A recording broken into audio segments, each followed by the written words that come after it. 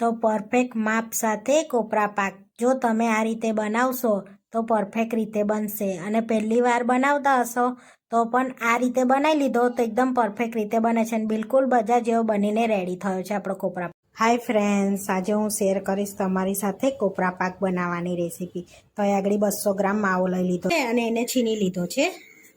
અને અહીં આગળ કોપરાનું છીણ લીધું છે, તો 100 ગ્રામ કોપરાનું છીણ લીધું છે મેં. અને યલો ફૂડ કલર અને ખાંડ લીધી છે. તો અહીં આગળ ખાંડ મેં 1.5 કપ લીધી છે. આ રીતનો કપ છે એ માપીને મેં 1.5 કપ ખાંડ લીધી છે. અને બધા ડ્રાયફ્રૂટ્સ અમારી લીધા છે ને ઇલચી પાવડર અડધી ચમચી લઈ લીધી છે. હવે આપણે એક કઢાઈમાં ખાંડ લઈ લઈશું અને એની અંદર એ જ કપથી અડધો કપ પાણી એડ કરીશું આપણે. અને સરસ એવી એક તારની આપણે ચાસણી બનાવી લઈશું. એને હલાવતા જઈશું અને એક તારની ધીમા તાપે આપણે ચાસણી બનાવી લઈશું. આ રીતે કન્ટિન્યુઅસ આપણે હલાવતા જવા, ખાંડ ઓગળી જશે સરસ આપણી. હવે આપણે અહીં આગળ થારવા માટે થાર લીધો છે, ઘીથી ગ્રીસ કરી લઈશું. બધી બાજુ આ રીતે આપણે લગાડી લેવાનું છે ઘી. હવે સરસ આપણી ખાંડ ઓગળી ગઈ છે, તો હવે આપણે ચેક કરી લઈશું ચાસણીને. હજુ આપણો તાર નથી બન્યો જોઈએ એવો. હવે આપણે ફરી ચેક કરી લઈશું. એક તારની ચાસણી રેડી થઈ ગઈ છે, જોઈ શકો છો એક તાર આપણે થાય છે. તો હવે એની અંદર યલો ફૂડ કલર એડ કરીશું થોડોક અને મિક્સ કરી લઈશું સરસ એવું.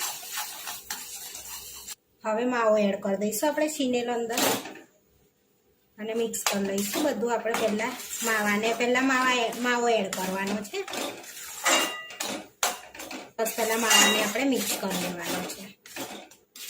માવો સરસ મિક્સ થઈ ગયો છે. હવે થોડી અડધી ચમચી ઇલાયચી પાવડર એડ કરીશું. હવે મિક્સ કરી લઈશું. આ રીતે આપણે કોપરું એડ કરીશું. તો પહેલા આપણે થોડુંક કોપરું એડ કરીશું અને પહેલા મિક્સ કરી લઈશું આ રીતે. અને પછી બીજું થોડુંક એડ કરીશું. બધું સરસ મિક્સ કરી લઈશું આપણે. તો આ રીતે બધું કોપરું એડ કરી દેવાનું છે થોડું થોડું કરી અને સરસ એવું આપણે મિક્સ કરી લઈશું જેથી કોપરું અને માવો અંદર ભળી જાય. હવે આપણા કોપરા પાકમાં 1 ચમચી આપણે ઘી એડ કરવાનું છે જેથી આપણો કોપરા પાક શાઇનિંગ મારે. અને મિક્સ કરી લઈશું. મિક્સ થઈ ગયો છે. હવે કોપરા પાકને આપણે ઠારી લઈશું થારમાં.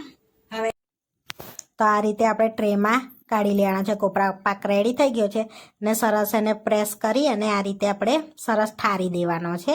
હવે એની પર આપણે કાજુ એડ કરીશું, થોડાક પિસ્તા એડ કરીશું અને થોડી બદામની કતરણ એડ કરીશું આપણે આ રીતે.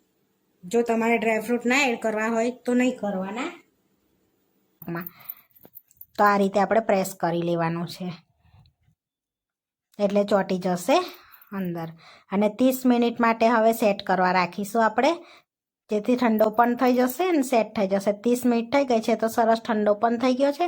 તો પીસ પાડી લઈશું આપણે આ રીતના. તો સરસ પીસ પાડી લેવાના છે. તો ચોરસમાં પીસ પાડ્યા છે તો એકદમ પરફેક્ટ આપણે કોપરા પાક રેડી થઈ ગયો છે. જોઈ શકો છો ઇઝીલી પીસ પણ એના નીકળી જાય છે આપણે. તો સર્વ કરી લઈશું. ત્યાં આગળ પ્લેટમાં આપણે કોપરા પાક લઈ લઈશું. તો જોઈ શકો છો એકદમ બજાર જેવો આપણો કોપરા પાક બનીને રેડી થઈ ગયો છે. તો આવા વિડીયો જોવા માટે મારી ચેનલને સબસ્ક્રાઈબ કરો, લાઇક કરો અને શેર કરો અને તમે જરૂરથી ટ્રાય કરો. ફરી મળીશું નવા વિડીયોમાં. કોમેન્ટ કરીને જરૂરથી જણાવજો કે તમને અમારી રેસીપી કેવી લાગી.